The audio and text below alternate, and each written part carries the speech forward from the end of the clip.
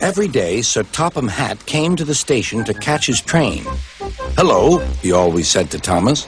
"Don't let the silly freight cars tease you.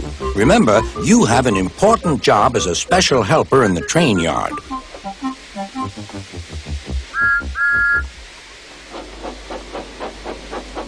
There were lots of freight cars, and Thomas worked very hard pushing and pulling them into place. There was also a small coach and two strange things his driver called cranes.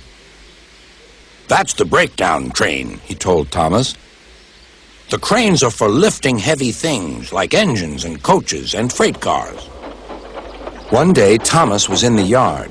Suddenly, he heard an engine whistling. "Help! Help!" A freight train came rushing through much too fast. The engine was James, and he was frightened. His brake blocks were on fire. "They're pushing me! They're pushing me!" he panted. "On! On!" laughed the freight cars, still whistling, "Help! Help!" Poor James disappeared. "I'd like to teach those freight cars a lesson," said Thomas the tank engine. Soon came the alarm. "James is off the line! The breakdown train! Quickly!" Thomas was coupled on, and off they went.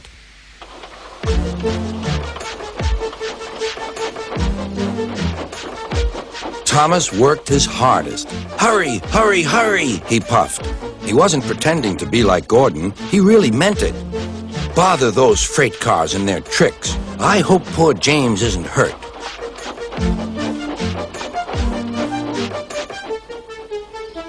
James's driver and firemen were feeling him all over to see if he was hurt.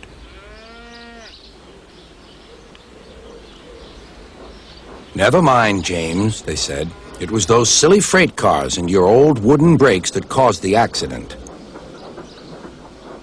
Thomas pushed the breakdown train alongside. Then he pulled away the unhurt freight cars. "Oh dear! Oh dear!" they groaned. "Serves you right! Serves you right!" puffed Thomas.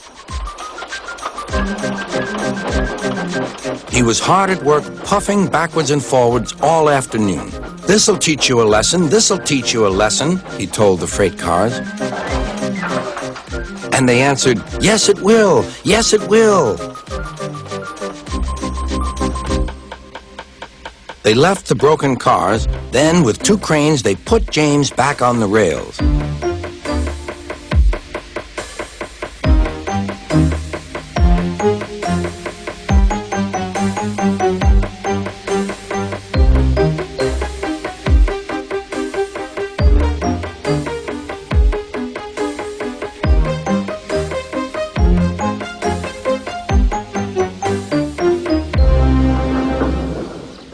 He tried to move, but he couldn't, so Thomas helped him back to the shed.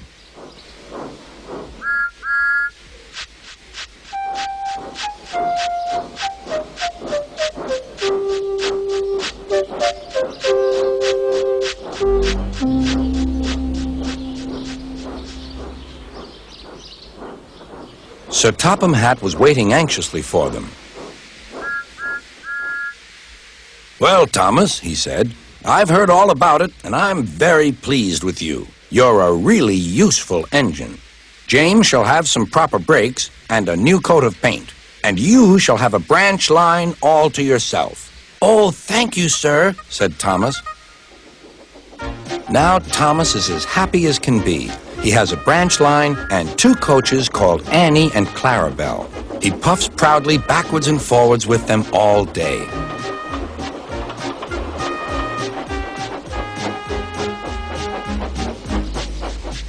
He is never lonely. Edward and Henry stop quite often and tell him the news.